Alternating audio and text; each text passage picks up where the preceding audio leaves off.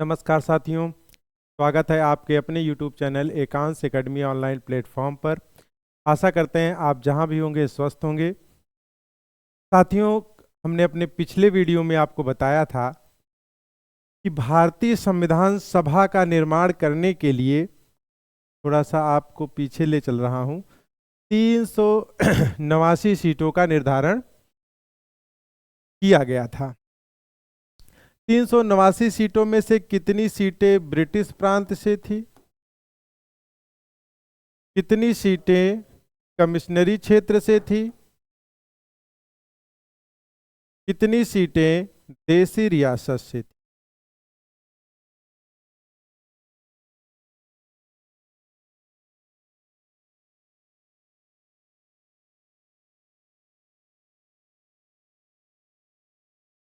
देसी रियासत से तो 292 सीटें ब्रिटिश प्रांत, 4 सीटें कमिश्नरी क्षेत्र और देसी रियासत से 93 सीट। ये थोड़ा सा आप पिछला वीडियो देख लेंगे तो आपको याद आ जाएगा। अब बेटा बात करते हैं कि 389 सीटों पर कैसे कैसे चुनाव की प्रक्रिया शुरू हुई, कब चुनाव शुरू हुआ, चुनाव होने के बाद फिर भारतीय संविधान का निर्माण कार्य कैसे प्रारंभ हुआ। अब हम अपने वीडियो को थोड़ा सा आगे करते हैं।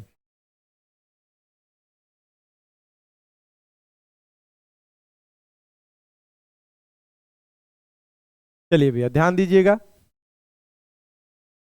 चुनाव किसका चुनाव है? संविधान सभा, संविधान सभा का चुनाव। बेटा जब चुनाव होने लगा ना, तो जो देसी रियासत की सीटें हैं या देसी रजवाड़ों की सीटें थी, उन्होंने चुनाव से मना कर दिया। तो ये हुआ कि भाई ठीक है, आपको मनोनीत कर लिया जाएगा आपकी सीटें से। फाइनली हम कह सकते हैं कि संविधान सभा का जो चुनाव हुआ था, 292 जो ब्रिटिश प्रांत की सीट थी, ब्रिटिश प्रांत, 4 कमिश्नरी क्षेत्र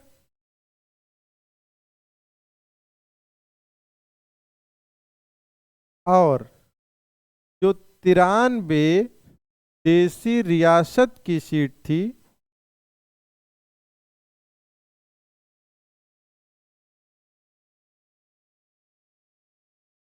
देसी रियासत की सीट थी, पर संविधान सभा का चुनाव होना था। लेकिन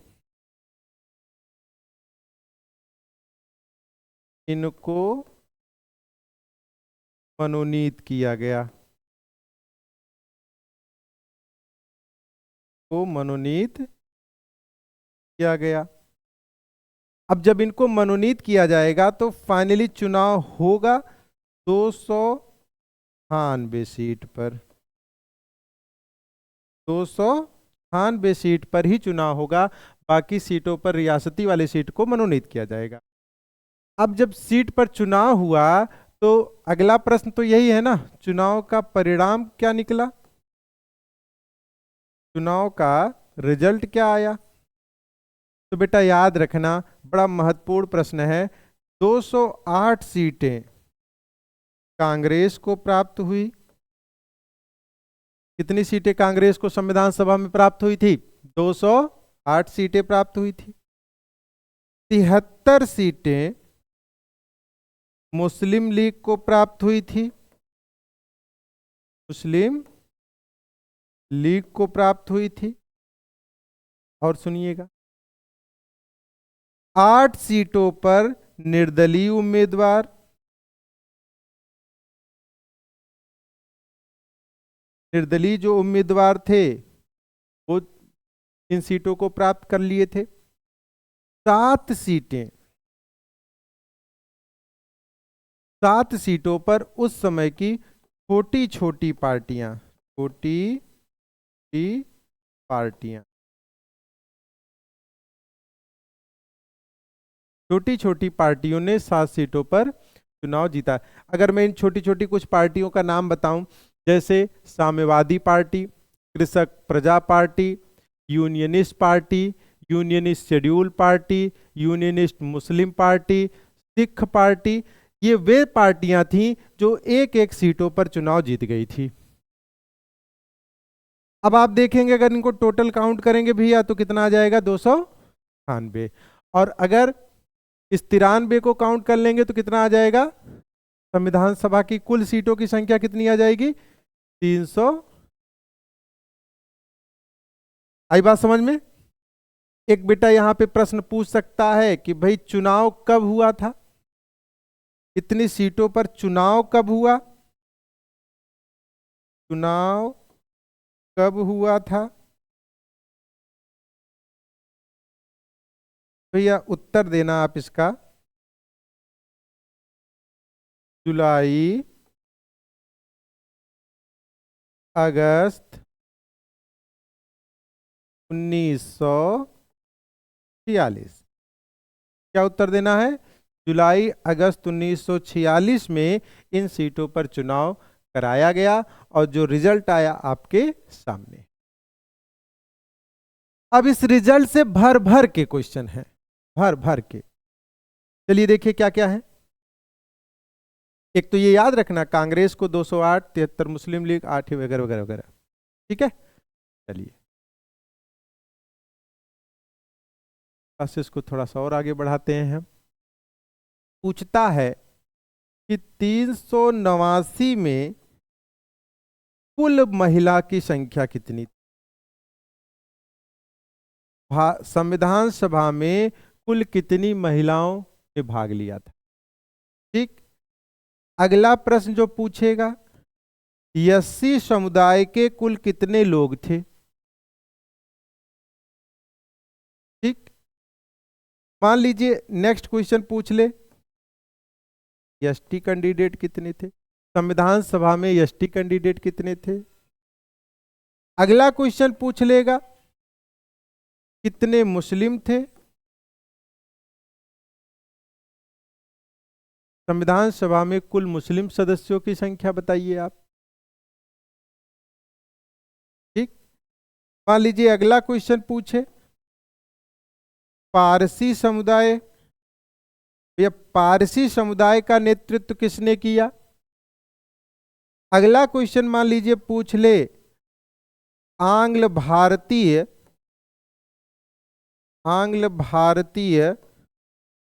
समुदाय का नेतृत्व किसने किया? तो कितनी महिलाओं ने भाग लिया था, कितने एससी थे, कितने एसटी थे, कितने मुस्लिम थे, कितने पारसी थे, कितने आंग्ल भारतीय थे? मान लीजिए इसी में से एक क्वेश्चन यह भी पूछ लेता है कि सामान्य वर्ग के कितने थे? चलिए अलग से लिख दे रहे हैं भैया, हम मिटा रहे हैं, अलग से लिख देंगे। ठीक। तो भैया देखिए, महिला जब पूछे ना तो 15, एससी पूछे ना तो 26, एसटी पूछे तो आप 33 उत्तर देंगे, मुस्लिम समुदाय का पूछ रहा है तो आप 79, और मान लीजिए पारसी पूछेगा तो एकमात्र पारसी आप बताएंगे PH मोदी। आंग्ल भारतीय समुदाय का पूछ रहा है तो फ्रैंक एंथनी, फ्रैंक एंथनी। हमारी संविधान सभा में आंग्ल भारतीय समुदाय का नेतृत्व किसने किया? तो फ्रैंक एंथनी ने। पारसी समुदाय का किसने किया था? तो आप बता ही लेंगे, PH मोदी। सामान्य वाला यहीं पे लिख दे रहा हूं। अच्छा, सामान्य के लिए पूछ रहा है तो आप बता दीजिएगा 213 सीटें थी। अगर सिख समुदाय के लिए पूछ रहा है, सिख समुदाय के लिए पूछ रहा है तो 4। तो इस तरह से आप इस फैक्ट को ध्यान दीजिएगा, देसी रियासत वाला इसमें अलग है भैया। ठीक है, तो अगर आपसे पूछेगा तो आप इस चीज को जरूर याद रखेंगे। लगभग देखा जाता है कि परीक्षाओं में आ ही जाता है एक आधा क्वेश्चन यहां से। आइए तो भैया चुनाव हुआ, चुनाव संपन्न हुआ, चुनाव का जो डाटा था उसको हमने आपको बता दिया। फाइनली अब जो है हमारी संविधान सभा का गठन होने जा रहा है। चुनाव संपन्न जब हो गया, चुनाव संपन्न होने के बाद,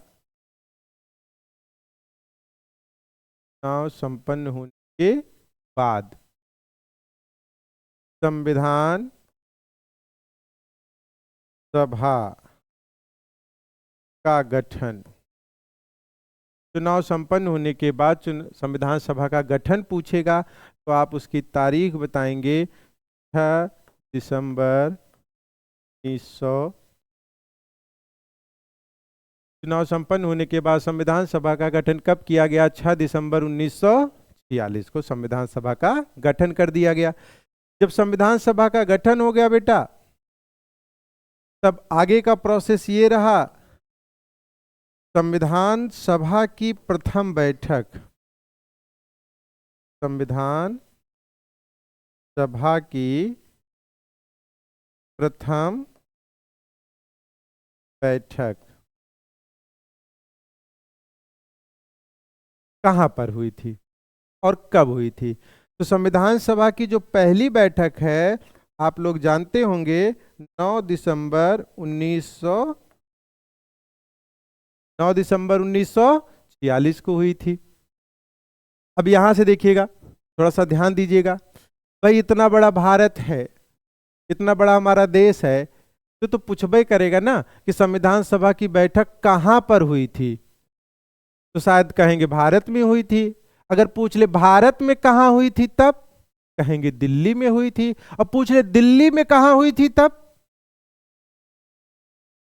तो कहिएगा काउंसिल चेंबर में हुई। ठीक है, मैं एक बार लिख दे रहा हूं, आप लोग नोट डाउन करिएगा भैया। प्रथम बैठक तो याद रखना, दिल्ली में काउंसिल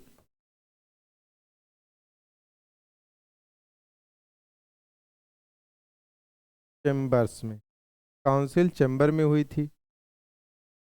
ठीक, और ये काउंसिल चेंबर किसका? पुस्तकालय भवन, पुस्तकालय भवन, पुस्तकालय भवन का जो काउंसिल चेंबर था, वहीं पर हमारी संविधान सभा की बैठक हुई थी। इसी को कहीं कहीं क्या लिख दिया जाता है? केंद्रीय कक्ष। क्या लिख दिया जाता है? केंद्रीय कक्ष। चाहे केंद्रीय कक्ष लिखा रहे, चाहे काउंसिल चेंबर लिखा रहे, या पुस्तकालय भवन लिखा रहे, तो आप बता देंगे कि भैया यहां पर संविधान सभा की पहली बैठक हुई थी। थोड़ा सा ध्यान देना भैया, पुस्तकालय भवन ही बन गया संविधान भवन, संविधान भवन।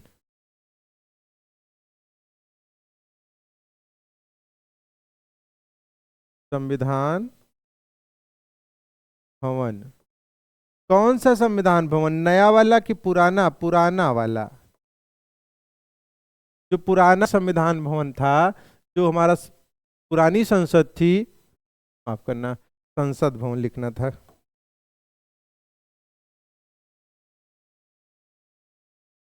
संसद भवन। कौन सा संसद भवन? पुराना संसद भवन। अभी आपको शायद पता होगा कि हाल ही में 19 सितंबर,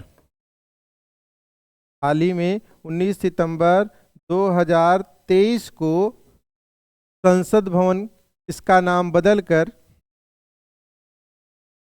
इसका नाम बदलकर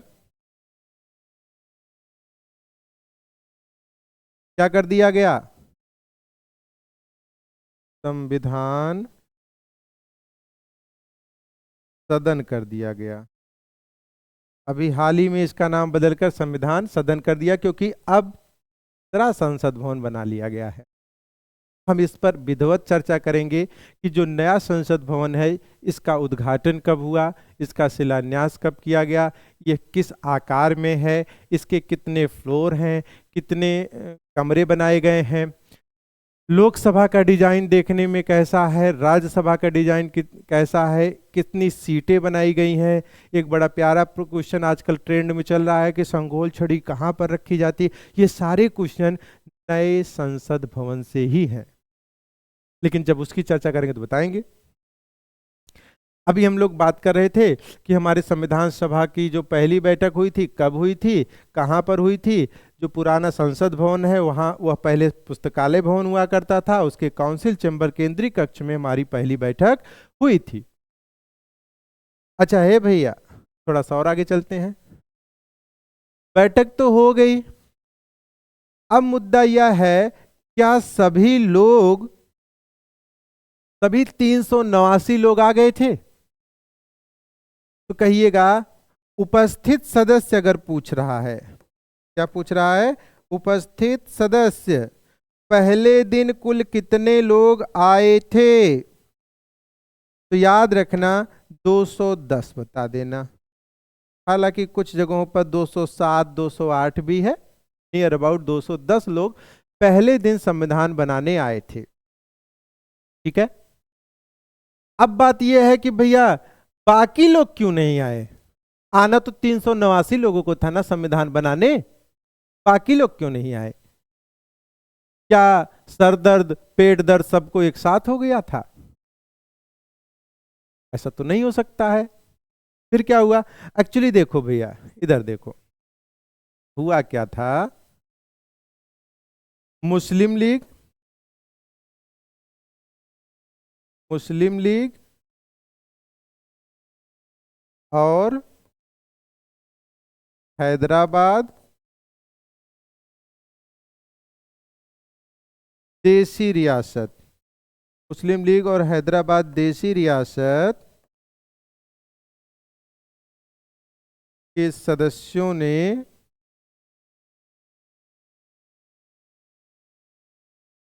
संविधान सभा का बहिष्कार कर दिया था। क्या कर दिया था? बहिष्कार कर दिया था। मुस्लिम लीग हैदराबाद देसी रियासत के सदस्यों ने संविधान सभा का बहिष्कार कर दिया। और जब बहिष्कार कर दिया तो पूछा गया भैया क्या दिक्कत है, काहे बहिष्कार कर रहे हो? तो कह क्या रहे हैं? जब तक पाकिस्तान नहीं तब तक संविधान नहीं, हमें हमारा पाकिस्तान चाहिए। जैसा कि आप लोग शायद जानते होंगे कि मुस्लिम लीग के नेता मोहम्मद अली जिन्ना ने 16 अगस्त 1946 को प्रत्यक्ष कार्यवाही दिवस मनाया था, डायरेक्ट एक्शन प्लान, खुलेआम कत्लेआम करने का आदेश दिया। ये इतिहास का विषय, इतिहास में नहीं जाएंगे। आइए, तो पहले दिन 210 लोगों का ही आना हुआ, रीजन बाकी लोग नहीं आए समझ में आ ही गया होगा। आइए अब थोड़ा सा आगे बढ़ते हैं। अब मुद्दा ये है बेटा, क्या ये 210 लोग संविधान बनाएंगे कि ये भी कहेंगे कि यार अब क्या करें, इतने कम लोग हैं, कैसे बनाएं, छोड़ छाड़ के हम भी चले जाते हैं, दंगा फसाद हो रहा है। नहीं, कोई आए या ना आए, हम भारत का संविधान बनाएंगे, चाहे कोई नाराज हो या जैसे भी। फाइनली अब बेटा कोई काम करना हो तो सबसे पहले क्या होना चाहिए? घर का मालिक होना चाहिए, और घर का मालिक अब बनाना पड़ेगा, संविधान सभा का मालिक बनाना पड़ेगा। तो ये हुआ कि भाई कौन बनेगा, कौन बनेगा?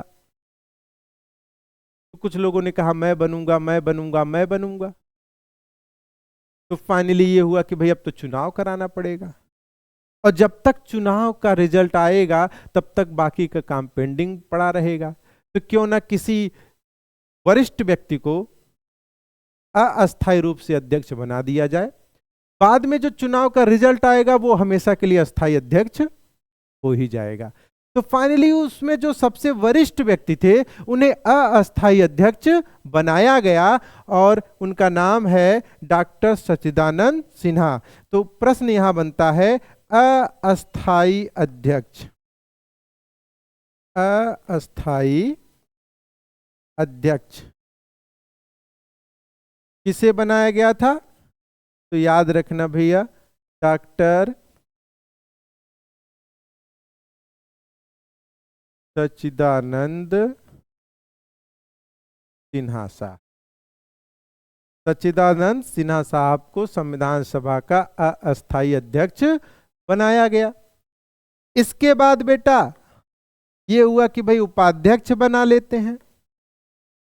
अब अगला प्रश्न ये है कि संविधान सभा का उपाध्यक्ष किसे बनाया गया? तो यहां उपाध्यक्ष के नाम पर आप दो नाम याद रखना, एक नहीं बल्कि दो उपाध्यक्ष बनाए गए थे। एक उपाध्यक्ष का नाम H.C. मुखर्जी है,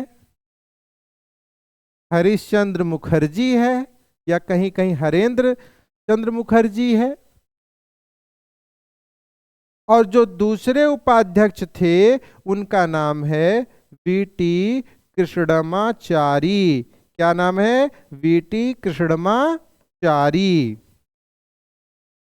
ये भैया नाम 3-4 बार मेरे साथ रिपीट करते हुए चलना, जबान टूट जाएगी तो नाम आसानी से याद हो जाएंगे। नहीं तो होता क्या है कि आप नाम नहीं बोल पाएंगे तो याद कहां से होगा। तो यहां पे बेटा आप याद रखो, देखो एक उपाध्यक्ष याद रखना, एक अस्थायी अध्यक्ष याद करना है। क्यों बाकी लोग नहीं आए थे, कम लोग क्यों आए थे, कहां पर बैठक हुई थी, ठीक है, और पहली बैठक कब हुई थी। लेकिन गठन जब पूछे तो ये याद रखना, गठन जब पूछे तो आप बता देना संविधान सभा का गठन 6 दिसंबर 1946 को हुआ था। तो इतना क्वेश्चन तो आप पहली बैठक से याद रखेंगे। फाइनली अब आगे चलते हैं, हम लोग अपने क्लास को आगे बढ़ाते हैं। अब दूसरी बैठक कब हुई थी? संविधान सभा की दूसरी बैठक कब हुई थी? अच्छा ये बताइए, बैठक की जगह बदल जाएगी। अब तो भाई फाइनल हो गया था कि हमें कहाँ संविधान बनाना है, तो अब बैठक का नाम याद नहीं करना पड़ेगा, बस टाइम याद करना है। तो भैया अगली बैठक होगी 11 दिसंबर 1946 को होगी। 11 दिसंबर 1946 को संविधान सभा की दूसरी बैठक हुई। 10 को क्यों नहीं हुई भाई? एक दिन आदमी काम करेगा, एक दिन सोचेगा करना क्या है, फिर अगले दिन करेगा। यानी कि 11 के बाद फिर 13 को हो, 9 के बाद 11, 11 के बाद 13। अब बेटा जो पहली बैठक में यह निर्णय नहीं हो पाया था कि अस्थायी अध्यक्ष किसे बनाया जाए, तो यहां दूसरी बैठक में निर्णय हो गया। और फाइनली अस्थायी अध्यक्ष, संविधान सभा का अस्थायी अध्यक्ष डॉक्टर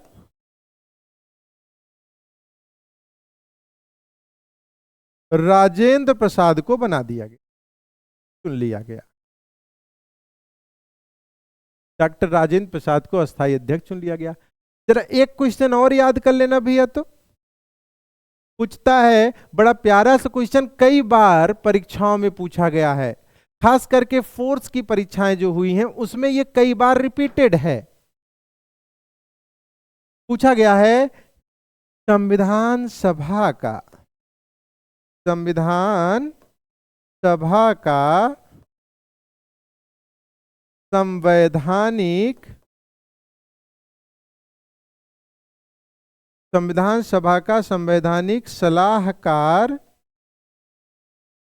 सलाहकार कौन था? ये याद कर लेना, यहीं पे भैया याद कर लेना, पी.एन. राव। क्या नाम था? पी.एन. राव, बेनगल नाथ राव। ठीक है, तो ये आप दूसरी बैठक से क्वेश्चन याद रख लेना। अब आइए हम लोग तीसरी बैठक पे चलते हैं। तीसरी बैठक भैया, तीसरी बैठक भैया 13 दिसंबर 1946 से लिख लीजिए आप। अब देखिए थोड़ा सा फिर मैं आपको बताऊं, हमारे पास अध्यक्ष हो चुका है, हमारे पास उपाध्यक्ष हो चुका है, हमारे पास सलाहकार हो चुका था। अब बताओ क्या होगा? सोचो सोचो। घर के जो मुखिया वगैरह थे उनको सेटअप कर लीजिएगा, कर लिया गया है कि आपके पास ये पद ये पद ये पद दे दिया गया, भाई आपको ये जिम्मेदारी है। अब कोई काम करना हो तो सबसे पहले उस काम का क्या तैयार किया जाता है? उद्देश्य। जैसे आप लोग भी किसी न किसी परीक्षा की तैयारी कर रहे हैं, तो याद करो वो दिन जिस दिन आपने सोचा था कि मुझे कुछ करना है, मुझे ये चीज बनना है। तो सबसे पहले आपने क्या सोचा कि क्या क्या पढ़ना है, क्या नहीं पढ़ना है, कैसे पढ़ना है, कितना पढ़ना है। उसके बाद फिर आप लोग जो है अब एक प्लेटफॉर्म तलाश कर रहे हैं, और जिस दिन आपको सही प्लेटफॉर्म मिल जाएगा तो उसी को फॉलो करते हुए अपने उद्देश्य को आप पूर्ण करेंगे। बात समझ में आ रही है ना? तो मैं यही कहना चाहता हूं कि तीसरी बैठक में उद्देश्य प्रस्ताव लाया गया। ए भैया, कौन लाया था? कौन?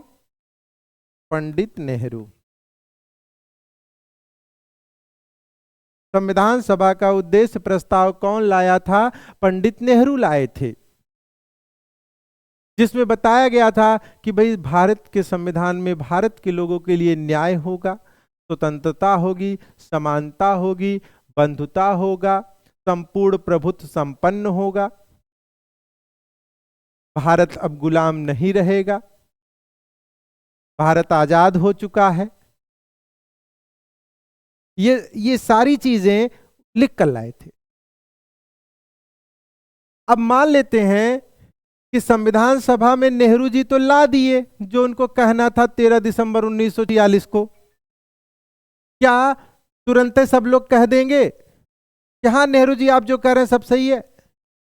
नहीं, बाकी लोगों ने कहा नेहरू जी आप जो भी कह रहे हैं ठीक है, लेकिन पहले सोचेंगे समझेंगे तब फाइनल डिसीजन देंगे, और सोचने समझने में लगता है समय।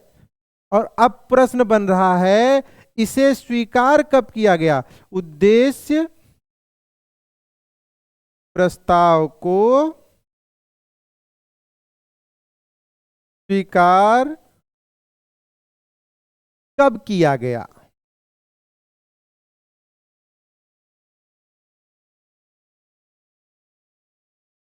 ये भी बड़ी इंपॉर्टेंट डेट है भैया।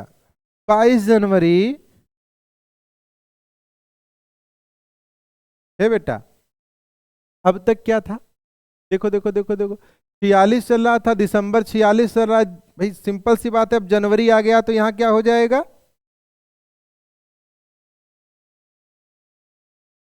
47 आ जाएगा। यानी 22 जनवरी 1947 तक संविधान सभा में यह क्लियर हो चुका था कि भारत के संविधान में कौन कौन सी चीजें होनी चाहिए और कौन कौन सी चीजें नहीं होनी चाहिए। इसके बाद आगे का प्रोसेस समझ। अब आगे क्या हुआ? जब ये सब कुछ हो गया तो इसके बाद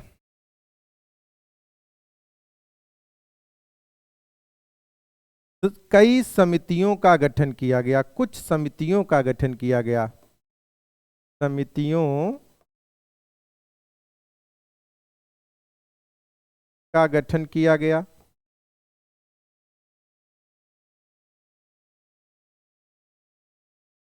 कई समितियों का गठन किया गया। और बेटा इन समितियों को, इनको दो भागों में बांटा गया है। जो समितियां, कई समितियां बनाई गई, उन समितियों को क्या किया गया? दो भागों में विभक्त किया गया। एक का नाम रखा गया प्रक्रिया समिति, प्रक्रिया संबंधी समिति, और दूसरे का नाम रखा गया विषय संबंधी समिति, विषय संबंधी समिति। एक का नाम रखा गया प्रक्रिया संबंधी समिति, दूसरे का नाम रखा गया विषय संबंधी समिति। इनका काम क्या है जरा देखिएगा। प्रक्रिया संबंधी समिति का काम था समस्याओं का समाधान करना, समस्या का समाधान करना किसका काम था? प्रक्रिया संबंधी समितियों का काम था। और विषय संबंधी समितियों का काम था भैया संविधान का निर्माण करना। क्या काम था? संविधान का निर्माण करना। तो भारतीय संविधान को बनाने की जिम्मेदारी विषय संबंधी समिति को प्राप्त हुई। ठीक, अभी कुछ समितियों के नाम अगर जैसे देखे जाएं, यहां पे मैं लिख दे रहा हूं, जैसे सभा समिति, कभी कभी मिलान कराने के लिए पूछ लेता है कि निम्नलिखित में से प्रक्रिया संबंधी समिति है या नहीं है, इस तरह के। तो यहाँ पर आपको याद रखना होगा सभा समिति, अधिकार समिति, अधिकार समिति, सभा समिति, प्रक्रिया नियम समिति, प्रक्रिया नियम समिति, हिंदी उर्दू अनुवाद समिति, हिंदी उर्दू अनुवाद, हिंदी उर्दू अनुवाद समिति। ये समितियां प्रक्रिया संबंधी समिति में आती हैं। ठीक, परिचालन समिति,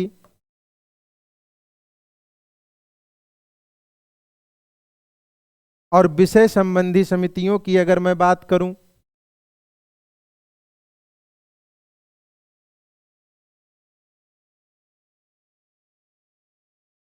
विषय संबंधी समितियों की बात करूं तो भैया वहां लिख लीजिएगा अल्पसंख्यक समिति, अल्पसंख्यक समिति, मौलिक अधिकार समिति, मौलिक अधिकार समिति,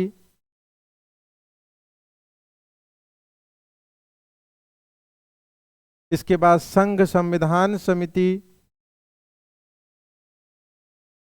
संघ संविधान समिति, संघ शक्ति समिति,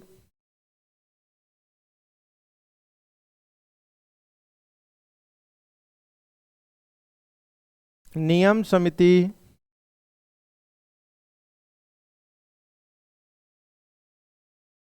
झंडा समिति,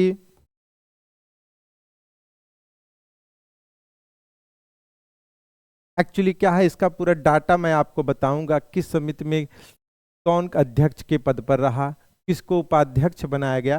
तो मैं यहां अभी लिख दे रहा हूं आदि। आदि मतलब अदरक मत समझ लेना, आदि मतलब और भी नाम आगे बाकी हैं। अगर इत्यादि लिख दूं तो अब नाम बाकी नहीं। चलिए, तो भैया समितियां बना दी गई। 13 दिसंबर 1946 को पंडित जवाहरलाल नेहरू ने उद्देश्य प्रस्ताव लाया, 22 जनवरी 1947 को उसे स्वीकार कर लिया गया। उसके बाद संविधान निर्माण के लिए समितियां बनाई गई। समितियों को दो भागों में बांट दिया गया, प्रक्रिया संबंधी समिति, विषय संबंधी समिति। उनके नाम भी आपको बता दिए गए। अब उसी में एक समिति थी बेटा, परामर्श समिति। कौन सी समिति थी? परामर्श समिति। परामर्श समिति के जो अध्यक्ष थे सरदार वल्लभ भाई पटेल, सरदार वल्लभ भाई पटेल। इन्होंने कहा क्यों न 60 देशों का संविधान, मतलब इनका कहना यह था कि क्यों न दूसरे देशों का संविधान भारत लाया जाए और फिर उनकी अच्छी अच्छी बातों को निकाल करके भारतीय संविधान का निर्माण किया जाए। परामर्श समिति के कहने पर, सुझाव पर 60 देशों का संविधान भारत आया। 60 देशों का संविधान लाया गया